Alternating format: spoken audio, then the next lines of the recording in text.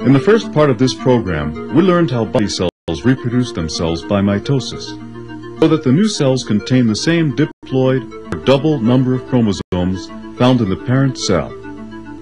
Now we will learn how certain diploid germ cells, found only in the ovaries and testes, undergo a process similar to mitosis called meiosis that results in the production of sex cells that have only half the number of chromosomes found in the parent cells.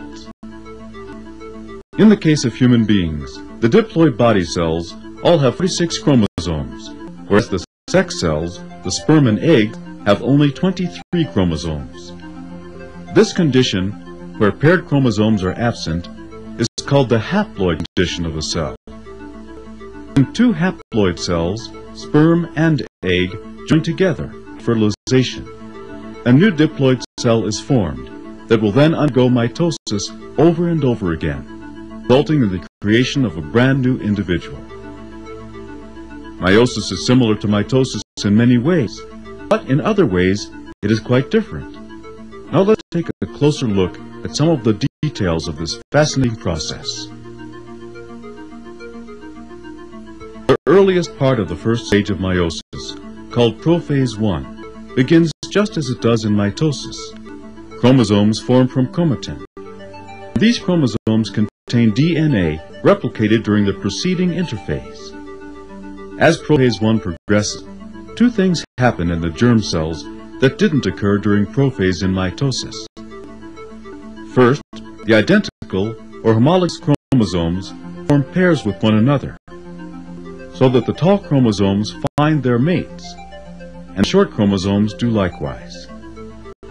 This pairing of homologous chromosomes during the first prophase of meiosis is defined as synapsis.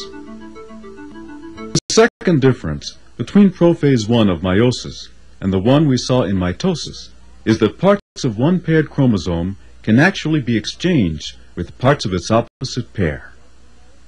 This process, called crossing over, is defined as the exchange of chromosomal material during synapsis and occurs only during the first prophase of meiosis. During the next stage of meiosis, called metaphase I, the centromeres of the homologous chromosomes line up on the equator of the cell. In contrast, during mitosis, the centromeres of the homologous chromosomes align themselves in a completely independent fashion. During the first stage of meiosis, called anaphase I, the homologous chromosomes, each made up of two sister chromatids, move apart, centromeres intact, one toward each mitotic center. In contrast, during mitosis, the centromeres separate during anaphase, and the sister chromatids move apart as new daughter chromosomes. During the fourth stage of meiosis, called telophase I, each new cell contains just one of each homologous chromosome, and each of these chromosomes still consists of two sister chromatids. The fifth stage of meiosis, called prophase II, follows right on the heels of telophase I, without an interphase stage in between them, as happens in mitosis. This means the DNA of the chromosomes in the prophase II cells has not been replicated, and this explains why the chromosomes of prophase II cells have not sprouted any new sister chromatids. From now on out, meiosis follows the same stages as mitosis. During the sixth stage of meiosis, called metaphase II, the chromosomes line up on the equator of the cell.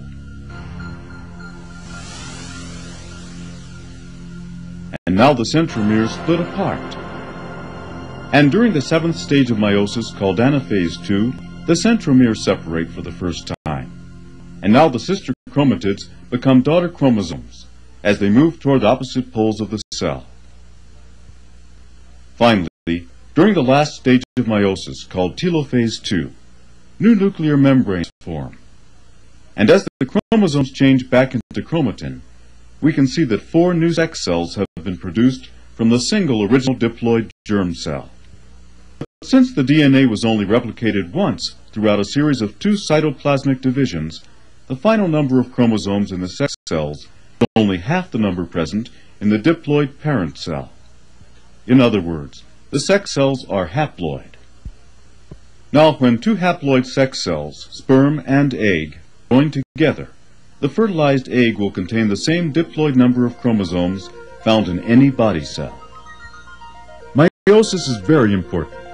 It enables all organisms that reproduce sexually, that is, require both male and female parents, to do so without continually multiplying the amount of DNA in the nucleus.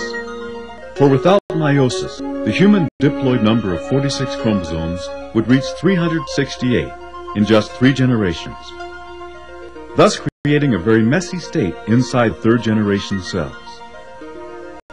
Meiosis also provides an effective mechanism whereby the DNA of the two parents may be resorted and recombined in new ways. And for this reason, no two human beings are exactly the same. Meiosis assures that each new generation will be unique and will always have new possibilities. The result is that each generation will always have its own great athletes, scientists, artists, musicians, and inventors. And as strange as it seems, meiosis also provides a physical bridge between successive generations, as parents pass along a tiny amount of their own substance, their own DNA, to their children.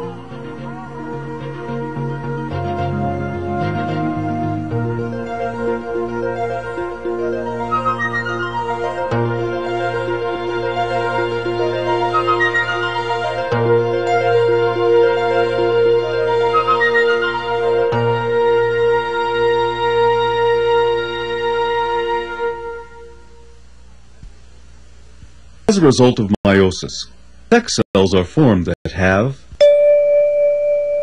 the number of chromosomes of body cells.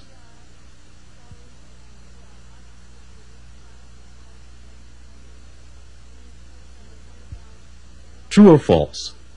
Pairs of identical chromosomes are also called homologous chromosomes.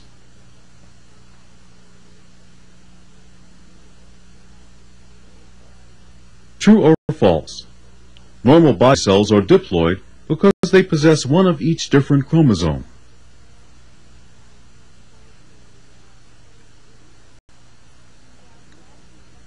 True or false? During meiosis, the DNA is replicated twice.